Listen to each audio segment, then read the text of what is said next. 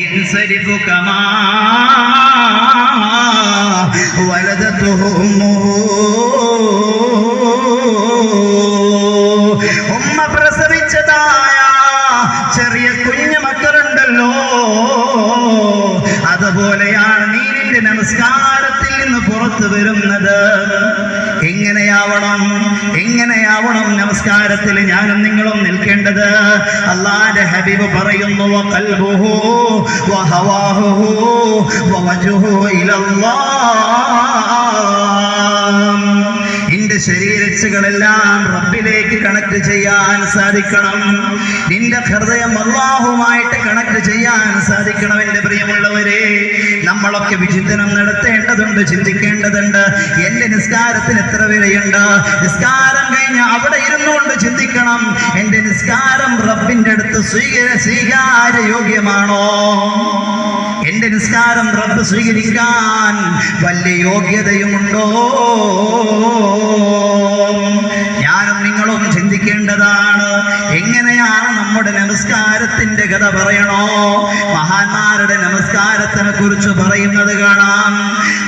ഹുസൈൻ ഇബ്നു അലി റളിയല്ലാഹു തആല അൻഹു പറയുകയാണ്, ആ അലി ഇബ്നു ഹുസൈൻ റളിയല്ലാഹു തആല അൻഹു അല്ലാഹുവിന്റെ മുമ്പിലേക്ക് നിൽക്കാൻ വേണ്ടി വുളു എടുക്കാൻ നിൽക്കുമ്പോൾ, വുളു ചെയ്തുകൊണ്ട് നിൽക്കുന്ന സമയത്തിൽ ആ തഗയ്യറ വജ്ഹുഹു.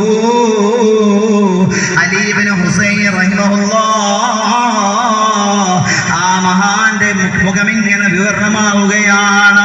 മുഖമിങ്ങനെ വിവരണമാകുന്ന സമയത്തിലാണ് തന്റെ കുടുംബക്കാര്, തന്റെ കൂട്ടുകാര് ചോദിക്കുകയാ, എന്തേ നിങ്ങൾക്ക് പറ്റിപ്പോയത്? എന്തേ നിങ്ങളുടെ മുഖമല്ലാതെ വിവരണമായിട്ടുണ്ടല്ലോ എന്ന് ചോദിക്കുമ്പോ അലി ഇബ്നു ഹുസൈൻ റഹിമഹുല്ലാഹ് പറയുകയാ, എന്റെ പെങ്ങളെ, നിസ്കാരത്തിലല്ല, നിസ്കാരത്തിന് വേണ്ടി ഉളവെടുക്കാൻ നിൽക്കുമ്പോ തന്നെ വല്ലാത്ത ഹൃദയത്തിൽ ഭയമാണ്, പേടിയാ. ആ സമയത്ത് മഹാനായ അലി ഇബ്നു ഹുസൈൻ റഹ്മത്തുള്ളാഹി അലൈഹി പറയുകയാ, അതദറൂന ബൈന യദൈ മൻ അഖൂമു. ഞാൻ ആരുടെ മുമ്പിലാണ് നിൽക്കാൻ പോകുന്നതെന്ന് നിങ്ങൾക്കറിയുമോ? അതദറൂൻ, ഞാൻ ആരുടെ മുമ്പിലാണ് ഇവിടെ നിൽക്കാൻ പോകുന്നത്? ഞാൻ ആരുടെ മുമ്പിലാണ് നിൽക്കാൻ പോകുന്നത്? അതാ ആലോചിച്ചുകൊണ്ട്, ചിന്തിച്ചുകൊണ്ട്, മുഖമിങ്ങനെ വിവരണമായി ഭയപ്പാടോടുകൂടെയാണ് അവർ വുളു പോലും ചെയ്യുന്നതെങ്കിൽ,